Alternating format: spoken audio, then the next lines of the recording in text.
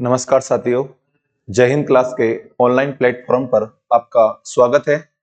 दोस्तों, अपन बात कर रहे हैं राजस्थान की कला एवं संस्कृति की। कला एवं संस्कृति में जो अपना पहला टॉपिक था राजस्थान के लोक देवता, जिनको अपन ने पढ़ लिया है दोस्तों।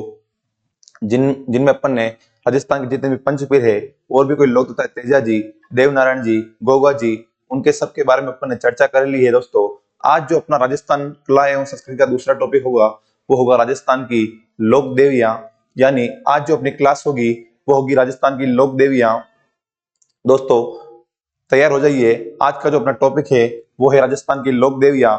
और लोक देवियों में जिस माता या जिस लोक देवी के ऊपर हमने पहले चर्चा करेंगे वो है दोस्तों, आपको पीछे दिखाई दे रही होगी मेरे, करणी माता, जिनका मंदिर दिखाई दे रहा होगा आपको। करणी माता का मंदिर जो बना हुआ है दोस्तों वो है देशनोक पड़ता है बीकानेर के अंदर।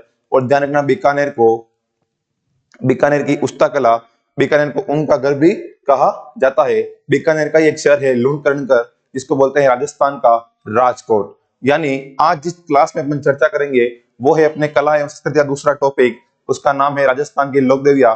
मेरे साथ में आपको नोट्स लिखते जाना दोस्तों, तो हेडिंग डालो दोस्तों, राजस्थान की लोक देवियां। और लोक देवी में जिस देवी के ऊपर अपनी पहली चर्चा होगी वो है करणी माता। टॉपिक है दोस्तों अपना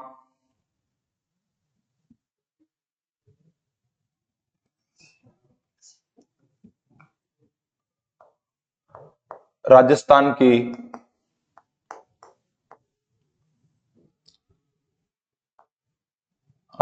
की लोक देवियां।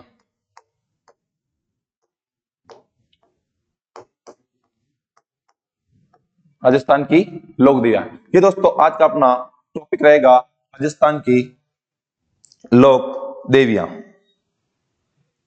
अब देखो दोस्तों, लोक देवियां में अपन ने वही परिभाषा वही है कि साधारण समाज में जन्म लेकर अपने अच्छे कार्यों की बदौलत पूजे जाने वाले जो भी होंगे, वही जिस तरह से लोक देवता की परिभाषा है वही लोक देवी की लोक देवी की परिभाषा है। इनमें कोई लिखने की जरूरत नहीं है दोस्तों। जिस लोक देवी के ऊपर अपन चर्चा करेंगे वो है करणी माता।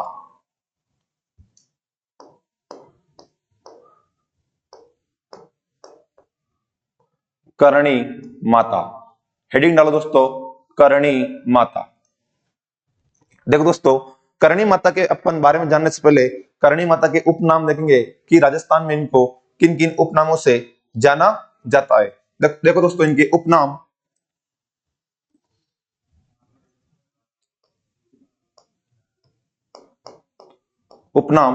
इनको बोलते हैं दोस्तों, चारण जाति की कुल देवी, चारण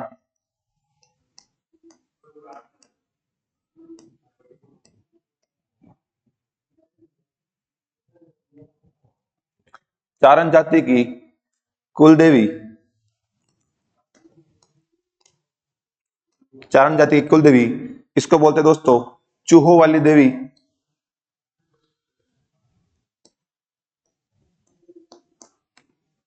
चूहों वाली देवी, इसको बोलते हैं देशनोक दिन्याणी, देशनोक दिन्याणी।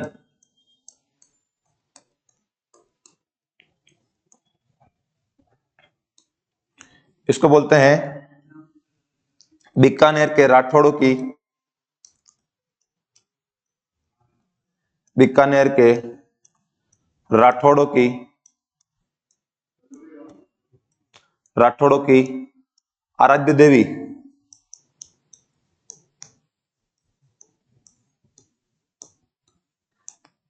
बीकानेर के राठौड़ों की चारण जाति की कुल देवी, चूहों वाली देवी, देशनोक दिन्याणी, बीकानेर के राठौड़ों की आराध्य देवी।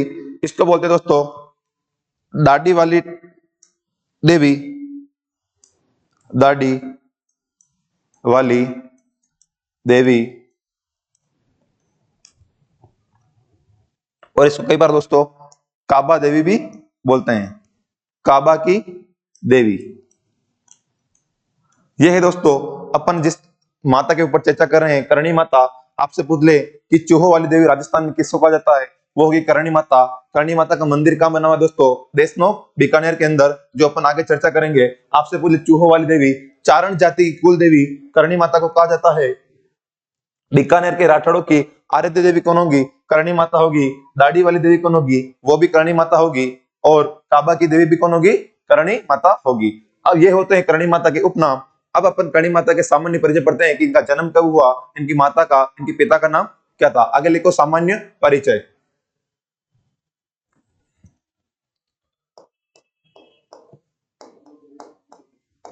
करणी माता का सामान्य परिचय।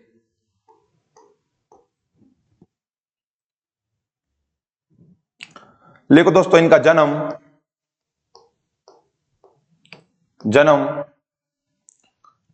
1387 ईस्वी, 1387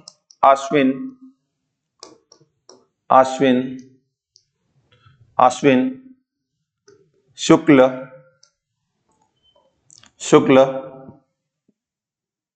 सप्तमी। और दोस्तों इनका जन्म हुआ था, एक गांव पड़ता है सुआप गांव, और सुआप गांव पड़ता है अपना राजस्थान का नीला शहर जिसको बोलते हैं, जिसका नाम है जोधपुर। यानी आपसे पूछ ले कि करणी माता का जन्म कब हुआ था? 1387 ईस्वी आश्विन शुक्ल सप्तमी को सुआप गांव, और सुआप गांव पड़ता है जोधपुर में। इनके पिता का नाम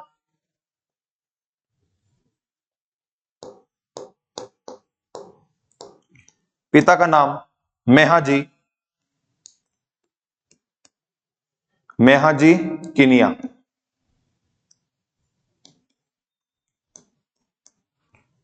मेहाजी किनिया। इनकी माता का नाम दोस्तों, इनकी माता का नाम था देवल, और इनके बचपन का नाम लिखो। करणी माता के बचपन का नाम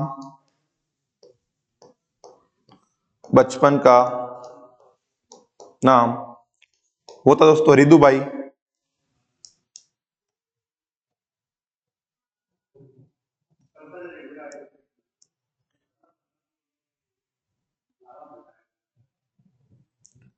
रिदुबाई। दोस्तों इनकी बहन का नाम था बहन का नाम था गुलाब।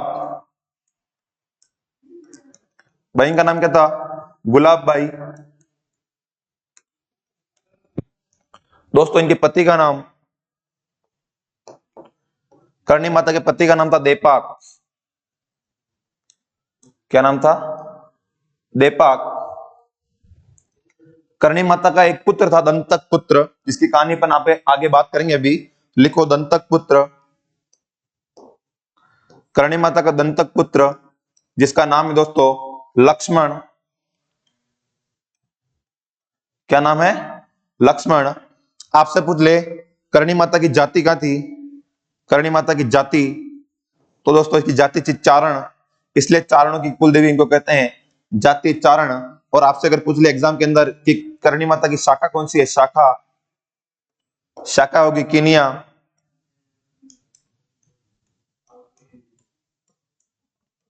किनिया। और अगर आपसे पूछ ले कि करणी माता का प्रतीक चिन्ह कौन सा है, प्रतीक चिन्ह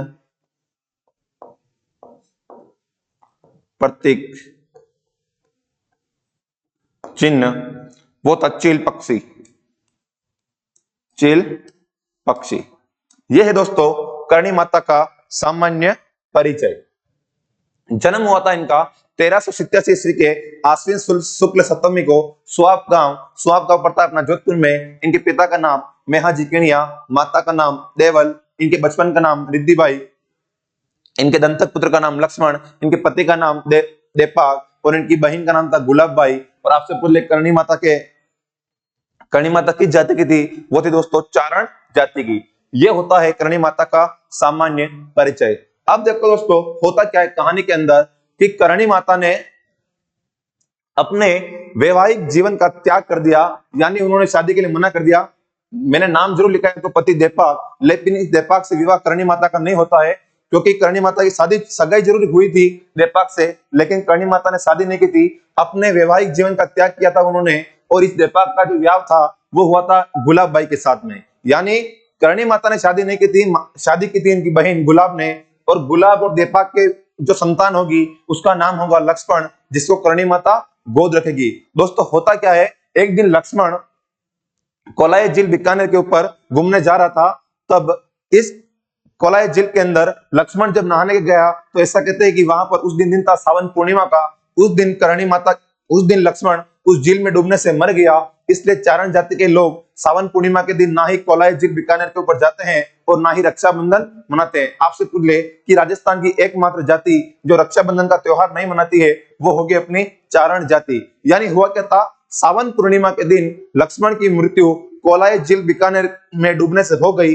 इसलिए करणी माता, क्योंकि करणी माता किसकी आराध्य देवी है, चारण जाति की, इसलिए चारण जाति के लोग रक्षाबंधन का त्योहार नहीं मनाते हैं। सावन पूर्णिमा के दिन रक्षाबंधन का त्योहार मनाया जाता है। ये दोस्तों ध्यान रखना कि करणी माता के कई बार पूछा है कि करणी माता के दंतक पुत्र का नाम क्या है, वो होगा लक्ष्मण, जिसकी मृत्यु कोलाय झील बीकानेर में डूबने से हुई थी। अब इस कहानी को अपन नोट्स के रूप में लिख देते हैं। लिखो दोस्तों, करणी माता ने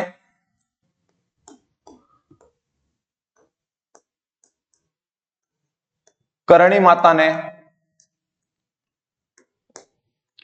करणी माता ने वैवाहिक जीवन से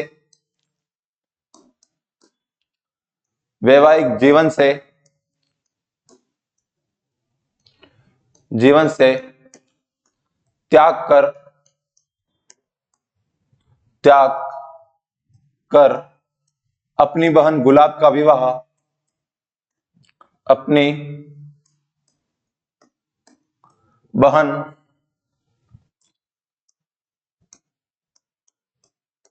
गुलाब का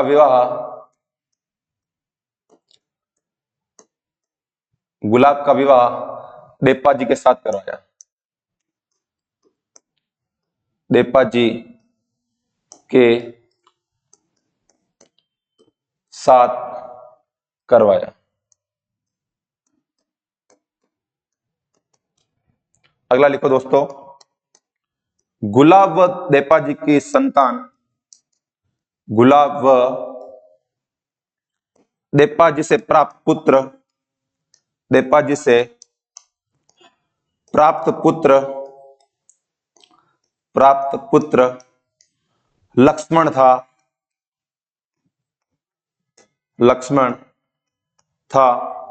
जिसे करणी माता ने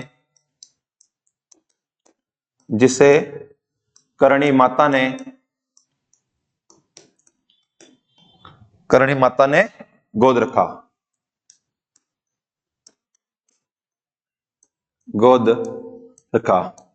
आगे लिखो दोस्तों, लक्ष्मण की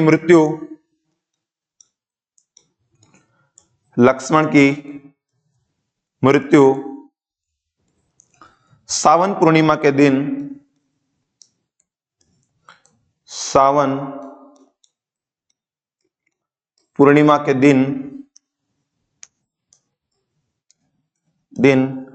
कोलायत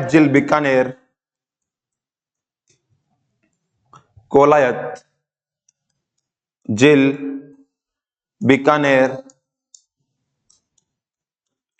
बीकानेर में डूबने से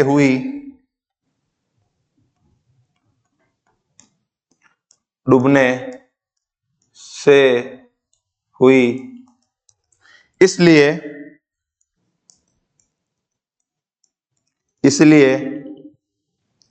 चारण जाति के लोग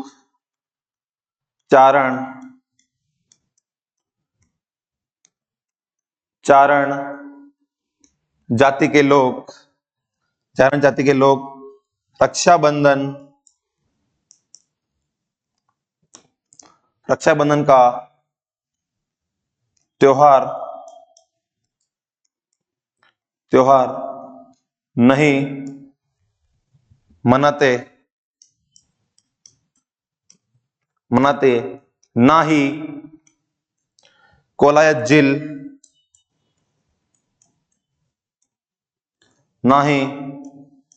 कोलायत झील पड़ जाते हैं। ये दोस्तों ध्यान रखना कि लक्ष्मण की मृत्यु के भी सावन पूर्णिमा के दिन और सावन पूर्णिमा के दिन अपने रक्षाबंधन का त्योहार मनाया जाता है, इसलिए चारण जाति उस दिन रक्षाबंधन का त्योहार नहीं मनाती है।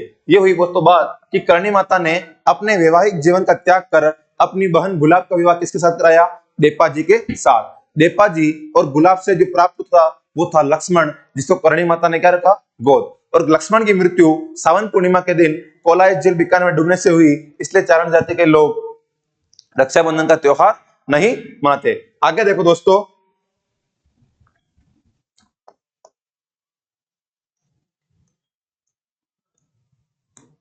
1538 ईस्वी में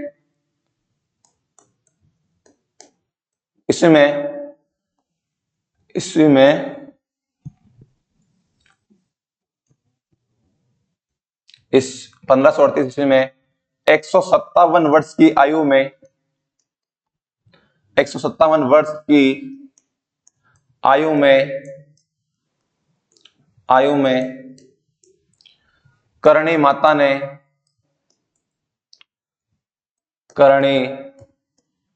ने दियात्रा गांव, ये दियात्रा गांव दोस्तों बीकानेर में है, बीक के आर शॉर्ट में लिखता हूं मैं, दियात्रा गांव गिनेरू की तलाई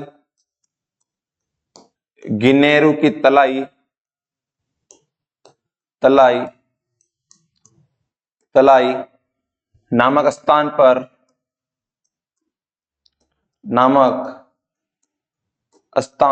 पर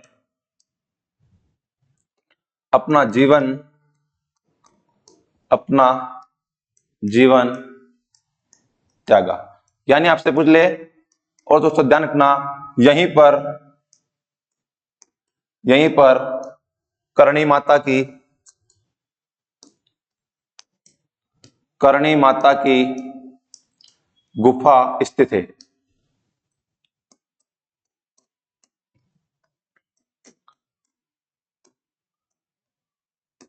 ये दोस्तों आपसे पूछ ले कि राजस्थान के अंदर करणी माता की गुफा कहाँ है दोस्तों, वो होगी दियात्रा गांव पड़ता है बीकानेर के अंदर, गिनेरू की तलाई नामक स्थान पर करणी माता ने अपना जीवन त्यागा और यहीं पर माता जी की गुफा बनी हुई है।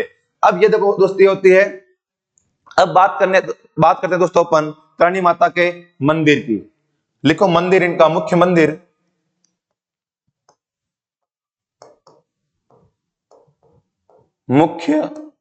मंदिर दोस्तों, इनका जो मुख्य मंदिर है वो है देशनोक।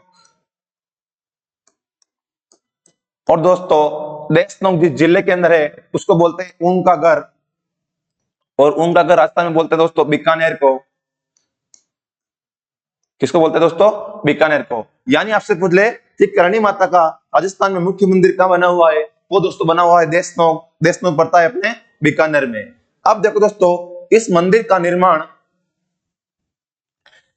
का आपसे पूछ ले कि प्रारंभिक निर्माण किसने कराया, यानी इस मंदिर का निर्माण करवाया किसने शुरू में, वो कराया था दोस्तों करण सिंह ने। किसने कराया? करण सिंह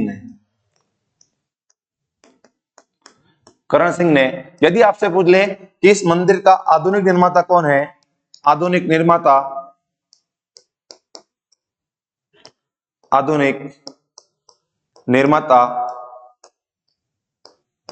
वो होंगे दोस्तों आधुनिक भारत के भागीरथ के नाम से विख्यात गंगा सिंह, जिसको मैंने आपको बताया था राजस्थान की लोक देवता क्लास में कि रामदेव जी के मंदिर का आधुनिक निर्माता कौन था दोस्तों, वो कराया था 1931 के अंदर इन्हीं गंगा सिंह ने, जिनको आधुनिक भारत का भागीरथ कहा जाता है। ये दोस्तों ध्यान रखना। अब देखो दोस्तों, करणी माता का मंदिर है दोस्तों ये। दोस्तों इस मंदिर को मठ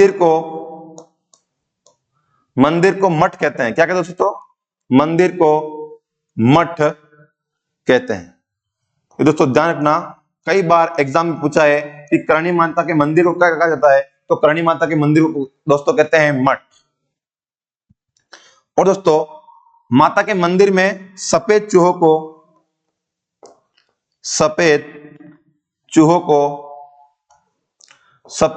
को काबा कहते हैं। क्या कहते हैं दोस्तों? काबा, इसलिए मैंने लिखा था आपको काबा वाली देवी, सफेद चौक को काबा कहते हैं।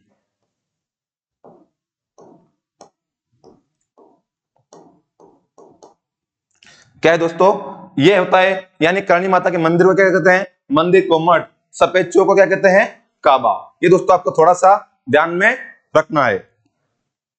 अब देखो दोस्तों, अगर आपसे पूछ ले कि इस मंदिर की आकृति कैसी है, मंदिर की आकृति लिखो दोस्तों, मंदिर की आकृति, मंदिर की आकृति, मंदिर की आकृति दोस्तों होगी उल्टे यू के समान। किसके समान दोस्तों, उल्टे यू के समान। अभी आपको मंदिर का फोटो भी दिखाएंगे दोस्तों, उल्टे यू के समान। ये देखो दोस्तों, आपने करणी माता का मंदिर देखा होगा, ये देखो दोस्तों, ये दिख रहा होगा, उल्टा यू बना हुआ है दोस्तों पूरा, यानी इसके मंदिर को क्या कहते हैं दोस्तों, मठ कहते हैं। क्या कहते हैं, मठ। और इसकी आकृति है जो दोस्तों, वो कहते हैं उल्टे यू अक्षर के समान बनी हुई है। इस मंदिर के दोस्तों जो सफेद चूहे आपको दिखाई दे रहे हैं, उनको बोलते हैं काबा। क्या बोलते हैं, काबा। आगे देखो दोस्तों, मंदिर की आकृति उल्टे उल्टे यू के समान, करणी माता की आराधना में गाया जाने वाला गीत,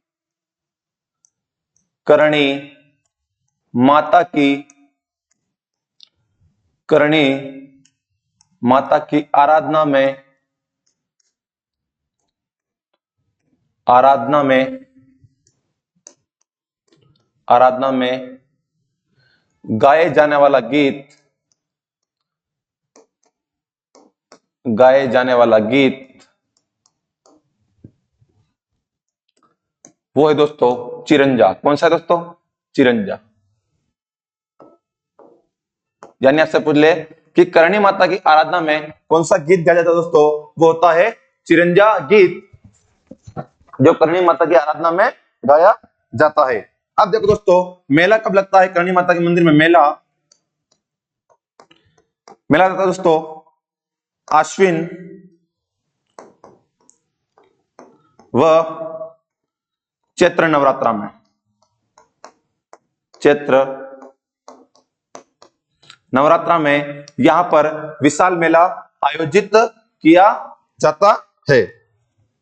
और दोस्तों ध्यान रखना, यहां पर जो आश्विन व चैत्र नवरात्रा में जो मेला लगता है दोस्तों, इस मेले को कहा गया है सेवकों का मेला। ये ध्यान रखना, इस मेले को, इस मेले को, इस मेले को सेवकों का, सेवकों का मेला, मेला कहा गया है। यानी आपसे पूछ ले एग्जामिनर के अंदर कि सेवकों का मेला किस लोक देवी के मेले को कहा गया है, आपका आंसर होगा करणी माता का मेला। इस मेले को सेवकों का मेला कहा गया है। और दोस्तों ध्यान रखना, इस मंदिर में, इस मंदिर में, इस मंदिर में विश्व का सबसे बड़ा दीपक, विश्व का सबसे बड़ा दीपक, सबसे बड़ा दीपक, दीपक रखा गया है। यानी विश्व का सबसे बड़ा दीपक इस लोक देवी के मंदिर में है, वो है करणी माता के मंदिर में। और ध्यान रखना दोस्तों, सावन भादो कढ़ाइया, सावन भादो कढ़ाइया, कढ़ाइया देवी के मंदिर में, देवी के मंदिर में स्थित है। यानी आपसे पूछ ले कि सावन भादो कढ़ाइया राजस्थान के किस लोक देवी के मंदिर में है, वो दोस्तों अपनी करणी माता, जिनका मुख्य मंदिर कहां है, देशनोक, देशनोक पड़ता है दोस्तों अपने बीकानेर में। अब देखो दोस्तों आगे एक बड़ा क्वेश्चन छपा था पिछला, जो सीटी हुआ था 22 का, कि जैसलमेर और बीकानेर की, बीकानेर जिलों की सीमा का निर्धारण किस लोक देवी के द्वारा किया गया, आपका आंसर होगा दोस्तों करणी माता। नोट करो कि जैसलमेर,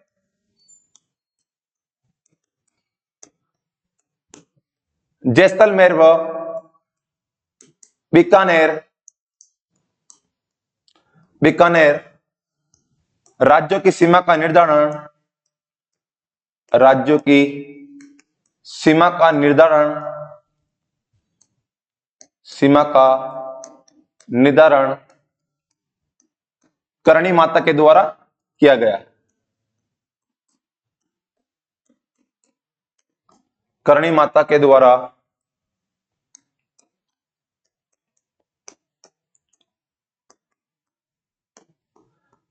किया गया। और ध्यान रखना दोस्तों, 1465 ईस्वी में करणी माता ने मेहरानगढ़ दुर्ग की नींव रखी। मेहरानगढ़ दोस्तों किस जिले के अंदर है, आप कमेंट बॉक्स में जरूर बताएं कि मेहरानगढ़ दुर्ग राजस्थान के किस जिले के अंदर, कमेंट जरूर करें। करणी माता ने मेहरानगढ़ दुर्ग की नींव रखी।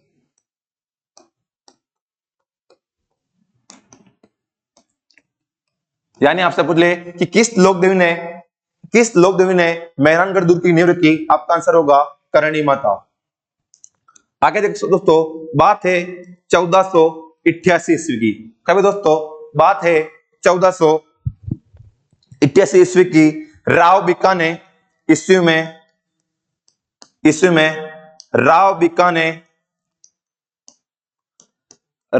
ने करणी माता के आशीर्वाद से, करणी माता के आशीर्वाद से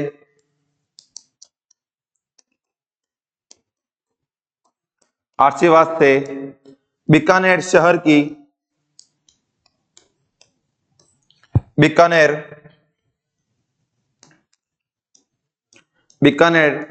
शहर की स्थापना की।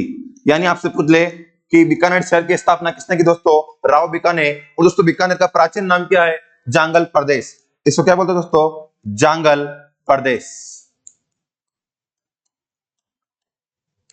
यानी आपसे पूछ ले कि बीकानेर का प्राचीन नाम क्या है, वो है दोस्तों जांगल प्रदेश। अब देखो दोस्तों आगे 1498 में राव बीका ने करणी माता की, ये होती है दोस्तों अपनी करणी माता। एक बार देखो दोस्तों इधर, यह है दोस्तों करणी माता की उपनाम कि चारण जाति की कुल देवी, चूहो वाली देवी, काबा की न्याणी, बीकानेर के राठौड़ों की आराध्य देवी या चूहो वाली देवी, किस लोक देवी को कहा गया है, वो हो गई दोस्तों करणी माता। और आगे देखो दोस्तों, करणी माता का जन्म कब हुआ, 1387 ईस्वी में आश्विन 7वीं को सुहाग गांव प्रतापना जोधपुर के अंदर। ये करणी माता का अपन ने सामान्य परिचय देगा। आगे देखा दोस्तों अपन ने कि करणी माता के किस प्रकार करणी माता अपने अपना वैवाहिक जीवन त्याग कर अपनी बहन गुलाब का विवाह किसके साथ कराया, देपा जी के साथ में। और देपा जी से जो प्राप्त पुत्र हुआ था उसका नाम था लक्ष्मण। और लक्ष्मण की मृत्यु कोलाई जिले बीकानेर के अंदर सावन पूर्णिमा के दिन हुई थी। इसलिए चारण जाति के लोग रक्षाबंधन का त्योहार नहीं मनाते। ये होती दोस्तों अपनी करणी माता। और आगे जिस लोक देवी के ऊपर चर्चा करेंगे उनका नाम है जीण माता, जिनका मंदिर बना दोस्तों रेवासा सिक्कर के अंदर। तो हेडिंग डालो जीण माता। अगली जो लोक देवी है दोस्तों वो है अपनी जीण माता।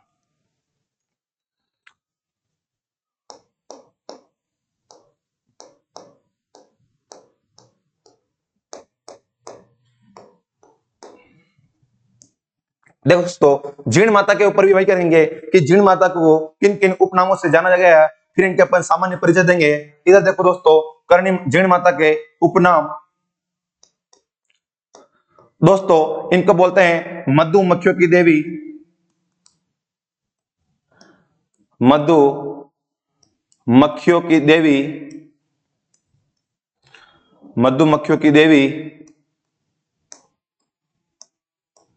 इसको बोलते दोस्तों बोरों की देवी, बोरों की देवी। दुर्गा का अवतार, दुर्गा का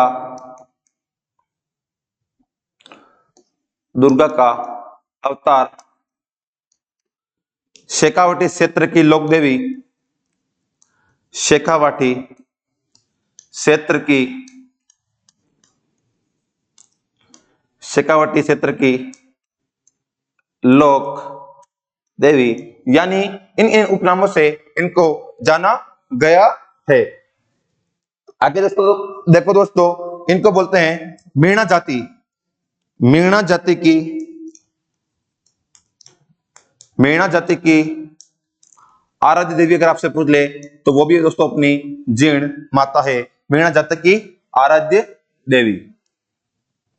एक दोस्तों ध्यान रखना, चौहानों की कुल देवी भी इसको कहते हैं, चौहानों की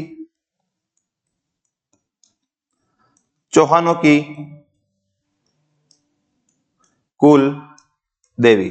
ये होते दोस्तों जीर्ण माता के उपनाम। कि मधुमुखी की देवी क्यों कहते हैं दोस्तों? हुआ यह था कि दोस्तों इस मंदिर पर जब औरंगजेब ने अटैक किया था इस मंदिर के ऊपर, तो ऐसा कहते हैं दोस्तों कि मधुमक्खियों ने औरंगजेब की सेना के ऊपर अटैक किया, यानी पूरी औरंगजेब की जो सेना थी उसको मधुमक्खियों ने काट कर दोस्तों औरंगजेब की सेना को तुरंत वहां से रवाना कर दिया। इसलिए औरंगजेब ने कहा था कि यह देवी कोई मधुमक्खी की देवी है, ये नाम होने इसलिए दोस्तों मधुमक्खी देवी किसको कहते हैं? जीर्ण माता को। बोरो की देवी, दुर्गा का अवतार, शेखावटी क्षेत्र की लोक देवी। ध्यान रखना दोस्तों, शेखावटी के जो जिले अपने दोस्तों सीकर, झुंझुनू, जो भी अपने जिले हैं दोस्तों, वहां की प्रमुख लोक देवी कौन होगी? वो होगी जीर्ण माता। उसके बाद मीणा जाति की आराध्य देवी भी इसको कहते हैं, और चौहानों की कुल देवी। आगे देखो दोस्तों इनका सामान्य परिचय। सामान्य परिचय, सामान्य दोस्तों इनका जन्म हुआ था दांदू गांव,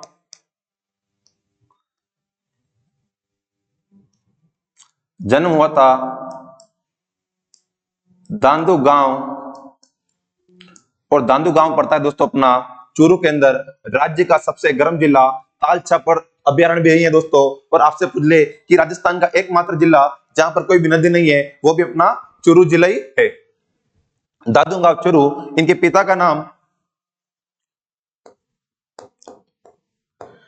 नाम दोस्तों दंदराय जी चौहान, दंदराय जी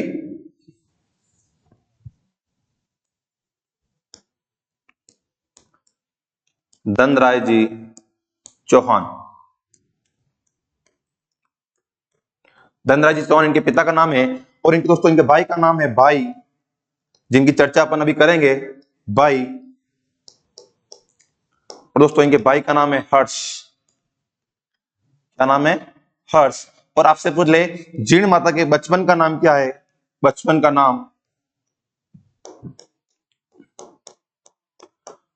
नाम दोस्तों इनका जयवंता बाई, जयवंता बाई। ये दोस्तों ध्यान रखना कि इनका जन्म हुआ था दांदू गांव चूरू, पिता के नाम धनराज जी चौहान और बचपन का नाम जयवंता बाई। देखो दोस्तों बात क्या होती है कि जीर्ण माता के भाई का नाम था हर्ष। एक दिन की बात है दोस्तों, हर्ष की शादी हो गई थी और हर्ष की जो पत्नी थी और जीर्ण माता दोनों आपस में दोस्तों पानी भरने जाती है। गांव के बाहर कोई ट्यूबवेल लगी थी, वहां पर पानी भर जाती है, तो दोनों आपस में बातें करेगी कि भाई मेरे से ज्यादा प्रेम करता है। और इधर जीर्ण माता की भाभी बोल रही है कि नहीं, पति मेरा है तो प्रेम भी मेरे से ज्यादा करेगा। लेकिन जीर्ण ने कहा नहीं, मेरा भाई मेरे भाई को मैं जानती हूँ, मेरा भाई मेरे से ज्यादा प्रेम करता है। तो दोस्तों जीर्ण की भाभी और हर्ष की पत्नी दोनों के बीच में विवाद हो गया कि आज इस बात का पता लगाते हैं अपन कि हर्ष मुझसे ज्यादा प्रेम करता है या जीर्ण तेरे से प्रेम करता है। तो दोस्तों कहानी में हुआ क्या कि उनका कहना था कि अपन दोनों पानी का घड़ा सिर पे उठाएंगे और जब घर चलेंगे अपन हर्ष को आवाज देंगे कि हर्ष हमारे सिर से पानी का मटका उतार। अगर हर्ष ने जिसका मटका पहले उतार दिया, इसका मतलब वो प्रेम उससे ज्यादा करेगा। हुआ क्या था दोस्तों, इधर जीर्ण थी और इधर हर्ष की पत्नी, दोनों यानी पानी का घड़ा लेके घर के मेन गेट पे आती है और हर्ष को आवाज देती है कि हर्ष पानी का मटका उतारो। ऐसे जैसे हर्ष आता है मेन गेट पर और हर्ष क्या करता है, अपनी पत्नी का घड़ा सिर से पहले उतार देता है। यानी जो हर्ष की पत्नी थी उसका पानी का घड़ा वो पहले उतारता है। इससे जीर्ण माता दोस्तों बहुत नाराज होती है और बहुत क्रोधित होती है। उसने कहा था हर्ष तुम मुझसे ज्यादा प्रेम नहीं करता है, अपनी पत्नी से ज्यादा प्रेम करता है। इसलिए दोस्तों जीर्ण माता ने उसी टाइम घर छोड़ के, और एक पहाड़ी पड़ती है आडावाला की पहाड़ी या इसको बोलते दोस्तों खोस पहाड़ी, जिसकी चर्चा अपन खोस पहाड़ी या इसके बोलते तो काजल पहाड़ी, यहां पर जाके दोस्तों जीण माता तपस्या करने लग गई और पीछे पीछे हर्ष भी जीण माता को मनाने के लिए जाता है इसी पहाड़ी के ऊपर। लेकिन जीण माता हर्ष ने बहुत प्रयास किया कि भाई मैं सॉरी, मैं माफी चाहता हूं, आगे से दोबारा ऐसा नहीं होगा। लेकिन जीण ने कहा सॉरी हर्ष, मैं अब दोबारा से उस घर के अंदर कदम नहीं रखूंगी क्योंकि तू मेरे से प्रेम नहीं करता है। लेकिन हर्ष ने कहा ऐसी कोई बात नहीं है, मुझे आपकी इस बात का पता नहीं था कि आपने क्या कर रखा है। मैंने तो पानी का मटका उतारा है अपनी पत्नी के सिर से। लेकिन जीण ने साफ मना कर दिया, हर्ष अब मैं, तुम कितने भी प्रयत्न कर लो लेकिन मैं घर पे नहीं आऊंगी। इसलिए दोस्तों कहते हैं कि जीण माता यहीं पर भगवान की प्रार्थना करने लग गई, यानी अपनी भक्ति में डूब गई। और इसी आडावाला की पहाड़ियां और खोस पहाड़ी और काजिल पहाड़ी पर जीण माता का मंदिर बना हुआ है। दोस्तों जीण माता का मंदिर एक चौहान शासक थे, मोहित खट्टर चौहान, जिन्होंने जीण माता के मंदिर का निर्माण कराया था। अब इस कहानी को दोस्तों अपन नोट्स के रूप में लिखते हैं। लिखो दोस्तों,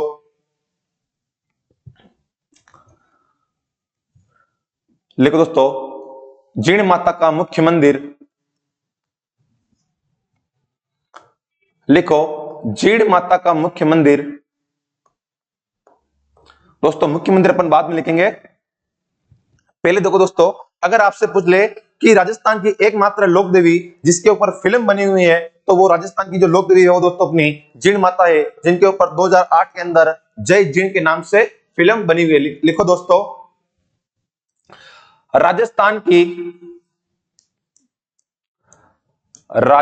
की एकमात्र लोक देवी, एकमात्र लोक देवी, एकमात्र लोक देवी जिसके ऊपर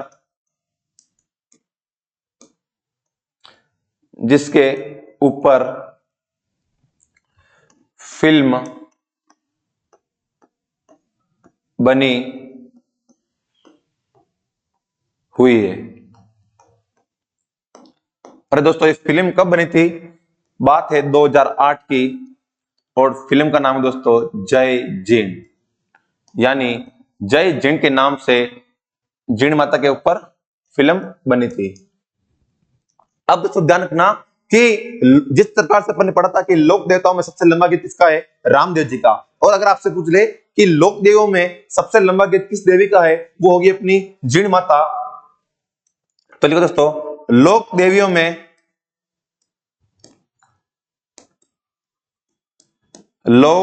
में सबसे लंबा गीत,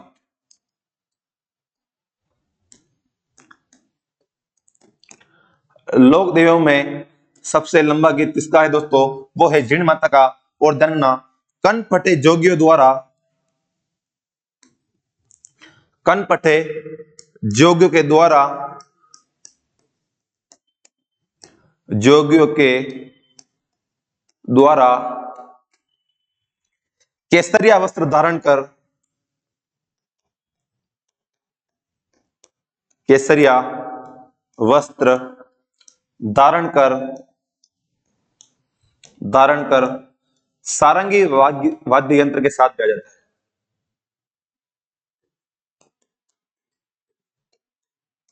सारंगी वाद्य यंत्र के साथ गाया जाता है।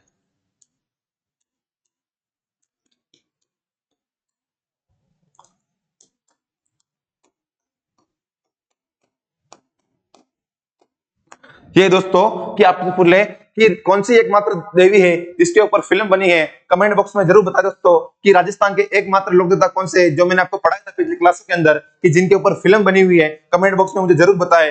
और ध्यान रखना दोस्तों, राजस्थान का एकमात्र लोक देवता कौन है जिनके ऊपर फिल्म बनी है, और एकमात्र लोक देवी है वो है अपनी जीण माता, जिनकी फिल्म का नाम है जय जीण। और लोक देवियों में सबसे लंबा गीत किस लोक देवी का है? तो वो है दोस्तों अपनी जीण माता। ये दोस्तों थोड़ा सा ध्यान में रखना है आपको। अब देखो दोस्तों आगे, औरंगजेब ने, एक बात बोल लो दोस्तों, औरंगजेब ने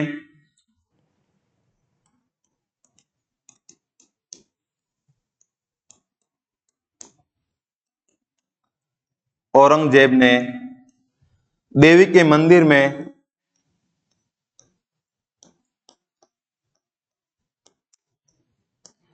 देवी के मंदिर में सोने का छत्र बैठ गया। सोने का छत्र भेंट किया था।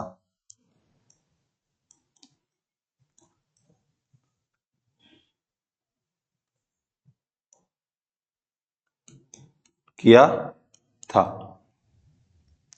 ये दोस्तों अपने औरंगजेब ने देवी के मंदिर में सोने का छत्र भेंट किया था। अब लिखो दोस्तों, मुख्य मंदिर इनका कहां है? मुख्य मंदिर, मुख्य मंदिर वो है दोस्तों अपना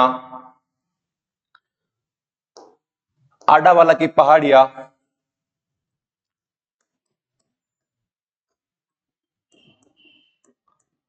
आडावाला की पहाड़ियां,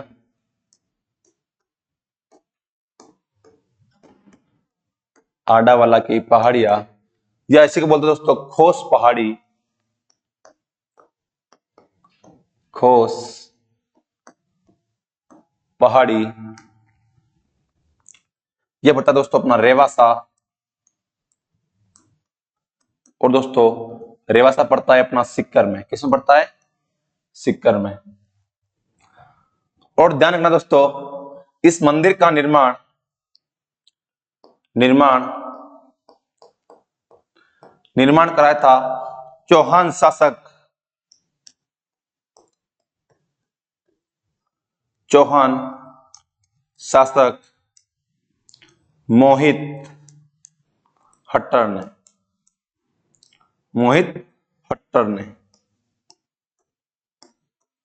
यानी आपसे पूछ ले कि इस लोक देवी के मंदिर का निर्माण किसने कराया? वो कराया था दोस्तों चौहान शासक। और चौहान शासक का नाम है दोस्तों अपने मोहित हट्टर।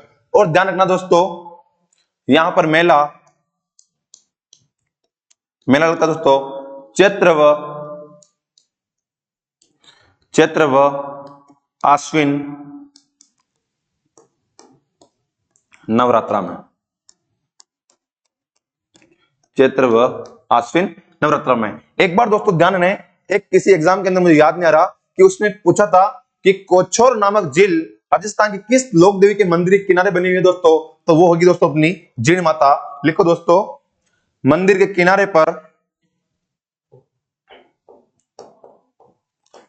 मंदिर के किनारे किनारे कोछोर नामक झील स्थित। कोछोर नामक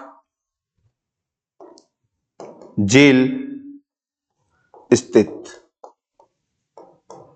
यानी आपसे पूछ ले कि कोछोर नामक झील किस लोक देवी के किनारे है? तो वो है दोस्तों अपनी जीण माता। कौन है दोस्तों? जीण माता। लिखो दोस्तों, ये होता है दोस्तों अपने जीण माता का मंदिर। और ये ध्यान रखना कि कौन सी लोक देवी है जिसके ऊपर फिल्म बनी थी। कई बार पूछा एग्जाम के अंदर, वो होगी कई बार दोस्तों लोग करणी माता का, लेकिन करणी माता के ऊपर फिल्म नहीं बनी हुई है। फिल्म बनी हुई है जीण माता के ऊपर। और इनका मुख्य मंदिर बना हुआ है दोस्तों आडावाला की पहाड़ियां या खोस पहाड़ी या काजल पहाड़ी के दोस्तों, वो है रेवासा। रेवासा पड़ता है सीकर में। इनके मंदिर का निर्माण कराया दोस्तों मोहित हट्टर चौहान ने। अब लिखो दोस्तों, हर्ष का मंदिर, क्योंकि जैन माता के भाई का नाम क्या था? हर्ष। तो हर्ष मंदिर बना हुआ है दोस्तों, हर्ष मंदिर।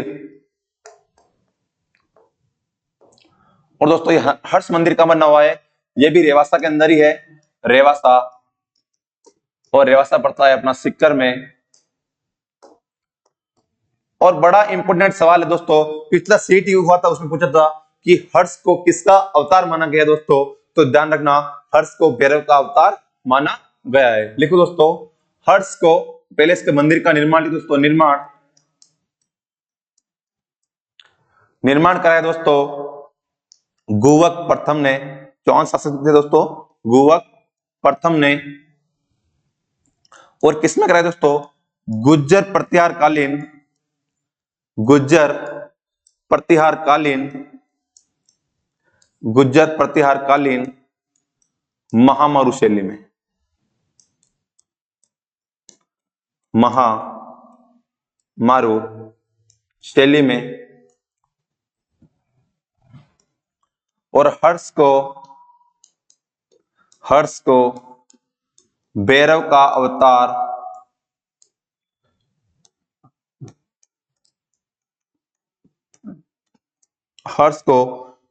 अवतार माना गया है। यानी आपसे पूछ ले कि हर्ष को किसका अवतार माना दोस्तों, तो वो होगा दोस्तों अपना भैरव का अवतार। यहीं पर दोस्तों अपनी राजस्थान की लोक देवी जीण माता, जिनको अपनी दो लोक देवी अपन पढ़ चुके हैं। पहली लोक देवी जिनको पढ़े थे अपन चूहों वाली देवी, उन सफेद चूहों को बोलते दोस्तों काबा, यानी करणी माता के ऊपर अपन ने चर्चा की। उसके बाद अपन ने चर्चा की जीण माता, इसके ऊपर की जीण माता। अब दोस्तों जिस लोक देवी के ऊपर अपन आगे चर्चा करेंगे उनका नाम है नागणेची माता। तो लिखो दोस्तों नागणेची माता।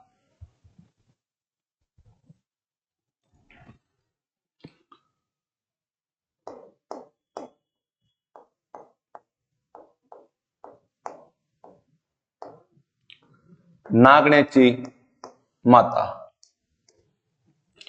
ये दोस्तों अपनी नागणेची माता जिनके ऊपर अपन चर्चा करेंगे दोस्तों। सबसे पहले देखते हैं दोस्तों इनके उपनाम। इनको बोलते दोस्तों राठौड़ों की कुल देवी, राठौड़ों की कुल देवी,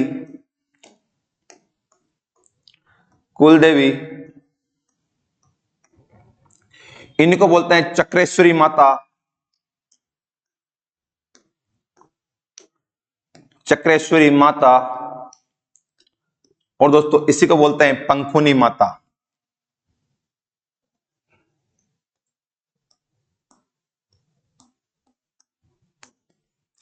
पंखुनी माता।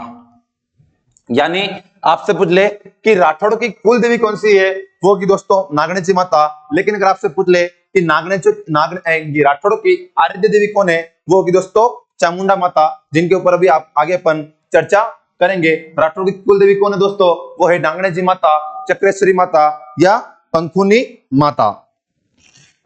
अब देखो दोस्तों इनका मूल मंदिर, नागणेची माता का मूल मंदिर कहां है दोस्तों। मूल मंदिर दोस्तों इनका जो मूल मंदिर है वो है नगाना गांव, नगाना गांव। और दोस्तों नगाना गांव पड़ता है अपना राजस्थान का नया जिला, जहां पर लूनी नदी निकलती है, वो है दोस्तों अपना बालोतरा। मूल मंदिर यानी मूल मंदिर बना हुआ है नगाना गांव बालोतरा के अंदर। पहले ये दोस्तों बाड़मेर के अंदर था। और ध्यान रखना मूर्ति राव दुहड़ कर्नाटक से लाए, कर्नाटक से लाए। और आपसे पूछ ले कि नागणेची माता की भुजाएं कितनी दोस्तों, तो इनकी टोटल भुजाएं हैं 18 भुजाएं। कितनी है? 18 भुजाएं। और बड़ी इंपॉर्टेंट बात दिखाने जा रहा हूं दोस्तों, इंपॉर्टेंट लगा के लेना, कि राजस्थान की एकमात्र लोक देवी जिसकी मूर्ति काष्ठ की लकड़ी से बनी हुई, यानी लकड़ी के काष्ठ से बनी हुई है दोस्तों। लिखो दोस्तों, यहीं पर लिख देते हैं अपन,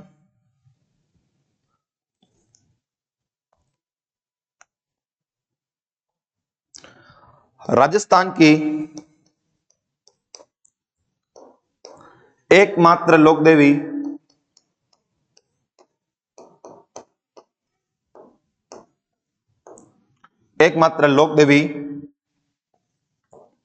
जिसकी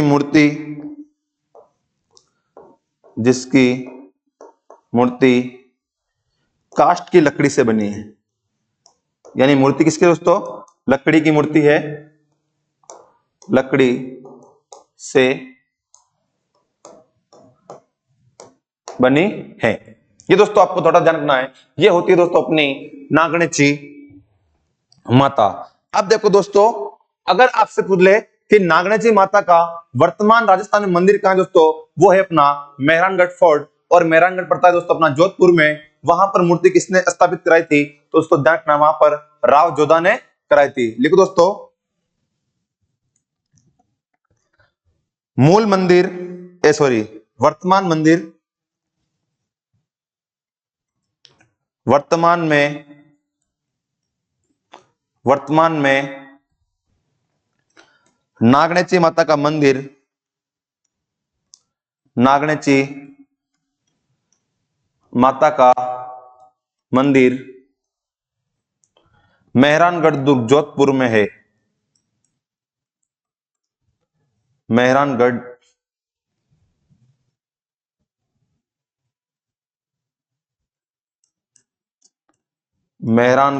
दुर्ग जोधपुर में है। और यहां पर दोस्तों मूर्ति किसने बताई? यहां पर मूर्ति स्थापित, यहां पर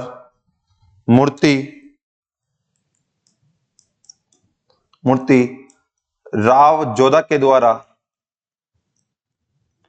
राव जोधा जिन्होंने दोस्तों 1459 में कौन सा शहर बसाया था? जोधपुर। 1559 में कौन सा बसाया उदय सिंह ने? उदयपुर। मूर्ति राव जोधा ने स्थापित करवाई।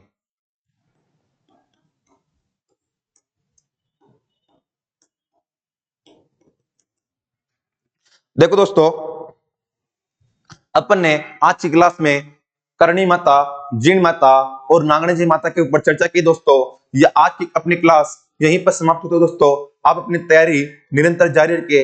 हमारी टीम के द्वारा दोस्तों, चाहे वो राजस्थान की इतिहास की क्लास हो, चाहे भूगोल की क्लास हो, चाहे कला संस्कृति क्लास हो, चाहे हिंदी की क्लास हो, सारा मैटर आपको दोस्तों अच्छा दिया जा रहा है। पढ़ना आपको पड़ेगा दोस्तों। और आप देखिए दोस्तों, 2025 में जब अधीनस्थ बोर्ड ने अपना कैलेंडर जारी किया है, तो आपको एग्जाम में तैयारी करने का ज्यादा समय उसने दिया नहीं है। हर महीने, हर 2 या 3 महीने के अंदर आपको एग्जाम दे रहा है, वो चाहे जेल प्रहरी का हो, चाहे चतुर्थ श्रेणी का है। और बहुत बड़ी खुशी की बात है कि रेट मेंस की तारीख भी अधीनस्थ बोर्ड ने जारी कर दी। शायद जनवरी 26 के अंदर वो एग्जाम होगा। तो जो भी रेट वाला स्टूडेंट है, मेरा उनसे यही कहना है कि आप तैयारी शुरू करें। यूं नहीं सोचे कि भी 1 साल पड़ा है, बहुत टाइम है दोस्तों, समय कब निकल जाएगा आपको पता नहीं चलेगा। और दोस्तों सबसे बड़ी जान है, जितना समय आप शिक्षा को दोगे, शिक्षा आपका समय बदल देगी। अगर आपने शिक्षा को समय नहीं दिया, तो शिक्षा फिर आपका समय बदल देगी। ध्यान रखना दोस्तों। इसलिए कहता हूं दोस्तों, शिक्षा को समय दो, शिक्षा आपका समय बदल देगी दोस्तों। आज की अपनी क्लास यहीं पे खत्म होती दोस्तों। स्वस्थ रहिए, खुश रहिए और पढ़ाई करते रहिए। आज की क्लास कैसी लगी दोस्तों? लाइक कीजिएगा, कमेंट कीजिएगा और इस क्लास को शेयर कीजिएगा अपने दोस्तों के साथ। जय हिंद, जय भारत।